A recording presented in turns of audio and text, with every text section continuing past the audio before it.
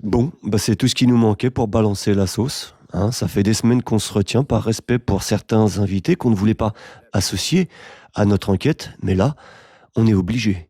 Comment, en quelques mois, en moins de 2 ans, Tocsin est-il devenu le numéro 1 des médias alternatifs et pas indépendants?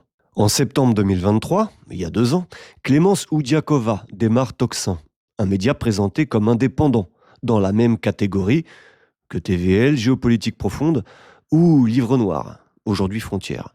Issue de Radio Courtoisie, où elle a animé une tribune pendant 2 ans, elle fera à 2 reprises la promotion de son nouveau média sur la chaîne judéo-chrétienne CNews. A-t-elle le bras long ou est-elle soutenue par quelqu'un d'influent pour avoir l'honneur d'être invitée sur la chaîne d'information, ou plutôt d'opinion, la plus regardée de France? Posez-vous la question, quel média a la chance de faire sa promo sur un si grand plateau? Aucun. Alors que les choses soient claires, le but n'est pas de salir gratuitement Tocsin ou de créer la guéguerre entre médias alternatifs. L'idée est de démontrer le véritable objectif d'un média sous faux drapeau. Clémence a commencé en 2015 sur Sud Radio, une radio positionnée souverainiste et anti-système, dirigée par Didier Maisto, qui a aussi ses entrées sur le mainstream CNews. Didier Maisto. Moi, ce que je voudrais dire, c'est que je suis très triste, très affligé, et que quand j'entends M. Cohen, j'ai honte d'être français aujourd'hui. Vous avez honte d'être français? Ah oui, j'ai honte que mon pays soit devenu le pays où les Juifs envisagent de quitter notre territoire, ont peur, parce que ça, c'est une réalité. Elle a rejoint Radio Courtoisie, conservatrice et catholique, en 2021, pour y animer l'émission Ligne droite. Un indice, c'est pas une émission de gauche. Ces 2 radios partagent de nombreux invités en commun. Éric Zemmour, Alain Jakubowicz, Elisabeth Lévy, Philippe Devilliers, Jean-Yves Le Gallou, Yvan Ruffiol, Pierre Gentillet, Marc Hainaut. Des invités identitaires. Pour plusieurs d'entre eux, soutien du pied noir Zemmour. L'animateur vedette de Sud Radio, c'est bien sûr André Berkoff, qui vient de rejoindre son ancienne collaboratrice sur Tocsin.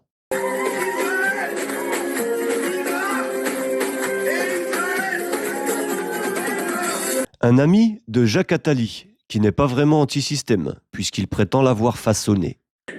Alors Jacques Attali, on se connaît depuis très longtemps.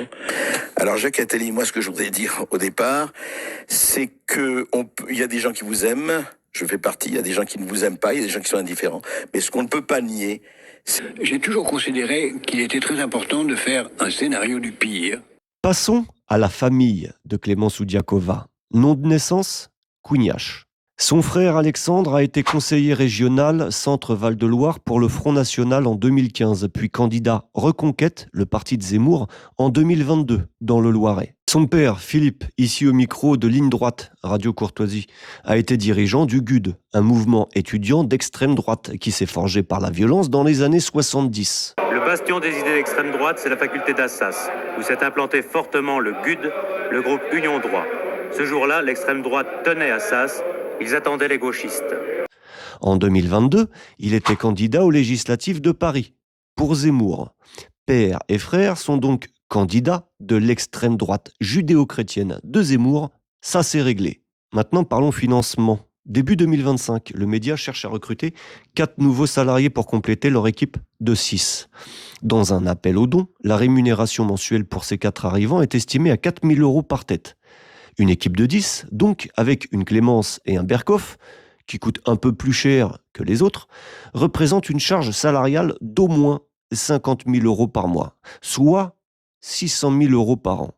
Leur studio, d'abord situé à Paris 16e et aujourd'hui à Neuilly, leur coûte un loyer d'au moins 36 000 € chaque année.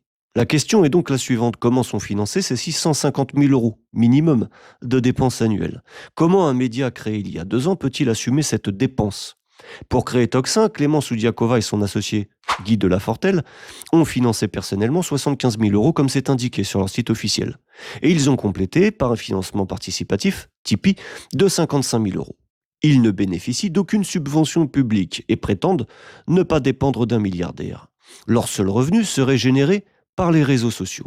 Connaissant un petit peu le fonctionnement des réseaux sociaux, avec la rémunération YouTube et sa publicité, il faudrait générer 30 millions de vues chaque mois pour financer tout ça. Alors, on ne peut pas répondre aujourd'hui à la question du financement de ce média qui manque cruellement d'une transparence qu'il prétend défendre à longueur de temps. Par contre, la ligne éditoriale est simple, rassembler un public autour de sujets d'invités anti-système, remettant en question le consensus bien établi, la doxa. Et en ça, c'est très bien. Le piège, c'est une dérive progressive à l'approche de 2027, vers un raisonnement très à droite qui risque d'influencer leurs spectateurs. Et ça, c'est le projet d'un État profond judéo-chrétien que nous avons étudié dans notre dernière enquête et que nous n'arrêterons pas de dénoncer. À bon entendeur.